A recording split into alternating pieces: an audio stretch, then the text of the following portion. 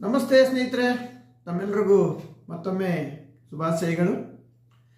ನಾವು CLA ಆಗಿ ಮಾಡಬೇಕಾದ ಮೊದಲನೇ ಕಾರ್ಯಕ್ರಮಗಳು ಏನು ಅಂದರೆ, ಭಾಳಷ್ಟು ಜನ CLAನ ತುಂಬ ಒತ್ತಡ ರೂಪದಲ್ಲಿ ನಾವು ತಗೊಳ್ತಾ ಇದ್ದೀವಿ ಅಂತ ನಾನು ಗಮನ ಹರಿಸಿದಾಗ ಅನಿಸುತ್ತೆ.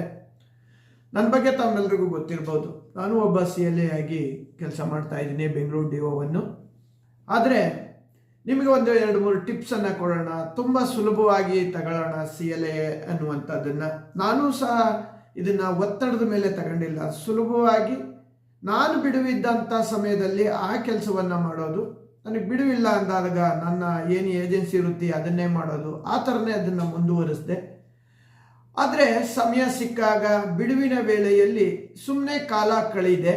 ಆ ಸಮಯದಲ್ಲಿ ಯಾರ್ಯಾರು ಇರ್ತಾರೆ, ನಮ್ಮ ಪಾಲಿಸಿದಾರರಾಗಿರ್ಬೋದು, ನಮ್ಮ ಅಕ್ಕಪಕ್ಕದವರು ಆಗಿರ್ಬೋದು, ಫ್ರೆಂಡ್ಸ್ ಆಗಿರ್ಬೋದು, ರಿಲೇಷನ್ ಆಗಿರ್ಬೋದು, ಅವ್ರನ್ನ ಗುರುತಿಸಿ ಈ LIC ಏಜೆನ್ಸಿ ಬಗ್ಗೆ, LIC ವೃತ್ತಿ ಬಗ್ಗೆ, ಅದರಿಂದ ಆಗೋ ಅನುಕೂಲದ ಬಗ್ಗೆ ಅವರಿಗೆ ತಿಳಿಸ್ತಾ ಬಂದೆ.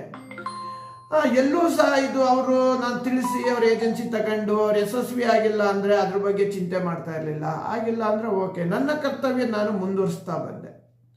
ಅದೇನಾಯಿತು, ದಿನೇ ದಿನೇ ದಿನೇ ದಿನೇ ನನಗೆ ಗೊತ್ತಿರೋ ಅನುಭವಗಳನ್ನ, ಇದರಲ್ಲಿ ಏನು ಒಂದು ಸುಲಭವಾದ ಮಾರ್ಗ ಅಂದರೆ ನಮಗೆ ಗೊತ್ತಿರುವಂಥ ವಿಚಾರವನ್ನೇ ಅವ್ರಿಗೆ ಹೇಳುವಂಥದ್ದು. ಯಾಕೆಂದರೆ ಇಷ್ಟು ವರ್ಷ ನಾವು ಕೆಲಸ ಮಾಡಿದ್ದೀವಲ್ಲ CLA ಆಗಿ, ಈ ವಿಚಾರನೇ ನಾವು ಅವರಿಗೆ ಹೇಳಿದಾಗ ಪಾಲಿಸಿಗಳ ಬಗ್ಗೆ ಮಾತಾಡೋದ್ರ ಬಗ್ಗೆ, ಸರ್ವಿಸ್ ಬಗ್ಗೆ, ಈ ಥರದ ಕೆಲಸವನ್ನೇ ಮಾಡ್ತಾ ಬಂದೆ.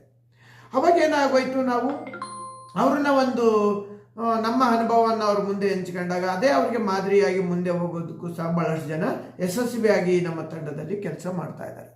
ನೀವು ಸಹ ಇಲ್ಲಿವರೆಗೂ ಟ್ರೈನಿಂಗ್ ಆ್ಯಂಡ್ ಮೆಂಟರ್ಶಿಪ್ ತಗೊಂಡಿಲ್ಲ ಅಥವಾ ಬ್ರಿಗೇಡ್ಶಿಪ್ ಆಗಿಲ್ಲ ಅಂದರೆ ಚಿಂತೆ ಮಾಡೋದು ಬೇಡ. ನಮ್ಗೆ ಯಾವಾಗ ನಮ್ಮ ಕೆಲಸ ಎಲ್ಲ ಮುಗಿದು ಏನು ಕೆಲಸ ಇಲ್ವಲ್ಲಪ್ಪ ನಾನು ಏನು ಅಂತ ಅನ್ನಿಸ್ದಾಗ ಒಂದು ಲೀಸ್ಟ್ ಮಾಡ್ಕೊಂಡು ಪ್ರತಿನಿಧಿ ಬಗ್ಗೆ ಹೇಳೋಣ ಅನ್ನುವಂಥದ್ದು. ಈಗ ಆಲ್ರೆಡಿ ಪ್ರತಿನಿಧಿ ನೀವು ಆಯ್ಕೆ ಮಾಡಿದ್ದೀರಾ, ಆಲ್ರೆಡಿ ಅವ್ರು ಕೆಲಸ ಮಾಡ್ತಾ ಇದ್ದಾರೆ ಅಂದಾಗ ನಿಮ್ಮ ಕೆಲಸ ಎಲ್ಲ ಮುಗಿದಾಗ ಎಲ್ಲಾದರೂ ಒಂದು ಕಡೆ ಒಬ್ಬ ಪ್ರತಿನಿಧಿ ಅಥವಾ 2 ಪ್ರತಿನಿಧಿಗೆ ಅವ್ರ ಮನೆಗೆ ವಿಸಿಟ್ ಕೊಟ್ಟು ಒಂದು ಅರ್ಧ ಗಂಟೆ ಅವರ ಕುಟುಂಬದವ್ರ ಜೊತೆ ಅವ್ರ ಜೊತೆ ಮಾತಾಡಿದಾಗ, ಇವ್ರಿಗೆ ಏಜೆನ್ಸಿಗಳಿಗೆ ಇಂಟ್ರೆಸ್ಟ್ ಇಲ್ಲ ಮಾಡೋಕ್ಕೆ ಅಂದರೆ ಅವ್ರ ಕುಟುಂಬ, ಸ್ಪೌಸ್ ಅಥವಾ ಗಂಡ ಅಥವಾ ಹೆಂಡತಿ, ಅವರಿಗೆ ಸ್ವಲ್ಪ ಇಂಟ್ರೆಸ್ಟ್ ಇರ್ಬೋದು. ಇಬ್ಬರನ್ನ ನೀವು ಸೇರಿಸಿ ಕೂತು ಮಾತಾಡಿದಾಗ, ನಾನು ಅದೇ ಕೆಲಸ ಮಾಡ್ತಾಯಿದ್ದೀನಿ, ಮಾತಾಡಿದಾಗ ಯಾರೋ ಒಬ್ರಿಗೆ ಇಂಟ್ರೆಸ್ಟ್ ಆಗ್ಬಿಡುತ್ತೆ. ಹೌದಾ ಸರ್, ಅಷ್ಟೆಲ್ಲ ಇದೆಯಾ, ಇವ್ರು ಮಾಡ್ತಾ ಇಲ್ಲ ಸರ್, ಹಂಗಾರೆ ನಾನು ಮಾಡ್ಬೋದಾ ಅಂದರೆ ಖಂಡಿತ ಅವ್ರ ಹೆಸರಲ್ಲಿ ನೀವೇ ಮಾಡ್ಬೋದು ಅಂತ ಹೇಳ್ತೀನಿ. ಆಗ ಅವ್ರು ಭಾಳಷ್ಟು ಇಂಟ್ರೆಸ್ಟ್ ಪಟ್ಟು ಇವ್ರ ಹೆಸರಲ್ಲಿ ಅವ್ರು ಮಾಡಿ ಉತ್ತಮವಾಗಿ ಯಶಸ್ವಿ ಆಗಿರುವಂಥವ್ರು ಭಾಳಷ್ಟು ಜನ ಇದ್ದಾರೆ. ಹಾಗಾಗಿ ನಾವೆಲ್ಲೂ ಸಹ ಅಯ್ಯೋ ಮಾಡಿದೆ ಫೋನ್ ಎತ್ತುತ್ತಾ ಇಲ್ಲ ಅಂದರೆ ನಮಗೊಂದು ಅವಕಾಶ ಸಿಕ್ಕಿದೆ ಅವ್ರ ಮನೆಗೆ ಹೋಗುವಂಥದ್ದು. ಯಾಕೆಂದರೆ ಫೋನ್ ಎತ್ತಿದ್ರೆ ಫೋನಲ್ಲೇ ಮಾತಾಡ್ಬಿಡ್ತಾ ಇದ್ವಿ. ಆಗ ಫೋನ್ ಇಲ್ಲದೆ ಇರೋದ್ರಿಂದ ಅವ್ರ ಮನೆಗೆ ಹೋಗೋ ಅವಕಾಶ ಸಿಕ್ತು. ಅವ್ರ ಮನೆಗೆ ಓದೋದ್ರಿಂದ ಅವರ ಸಂಗಾತಿ ಜೊತೆ ಮಾತಾಡುವಂಥ ಅವಕಾಶ ಸಿಕ್ತು. ಇವ್ರಿಗೆ ಇಂಟ್ರೆಸ್ಟ್ ಇಲ್ಲ ಅಂದರೂ ಸಂಗಾತಿಗೆ ಈ ಥರದವೆಲ್ಲ ಮಾಡೋದಕ್ಕೆ ಇಂಟ್ರೆಸ್ಟ್ ಇರ್ಬೋದೇನೋ.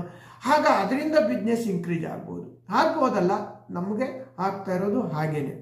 ಹಾಗಾಗಿ ತಾವು ಸಹ ಈ ಥರದ ಆ್ಯಕ್ಟಿವಿಟಿ ತಾವು ಮಾಡಿದಾಗ ಖಂಡಿತ ನಿಮಗೆ ಏನು ಟ್ರೈನಿಂಗ್ ಆ್ಯಂಡ್ ಮೆಂಟರ್ಶಿಪ್ ಇವೆಲ್ಲ ಬರೋದಕ್ಕೆ ಅಥವಾ ಬ್ರಿಗೇಡ್ಶಿಪ್ ಮೇಲಿನ ಬ್ರಿಗೇಡ್ಶಿಪ್ಗೆ ಹೋಗೋದಕ್ಕೆ ಅನುಕೂಲ ಆಗುವಂಥ ಅವಕಾಶಗಳು ತಮ್ಮೆಲ್ಲರಿಗೂ ಅವಕಾಶ ಸಿಗುತ್ತೆ.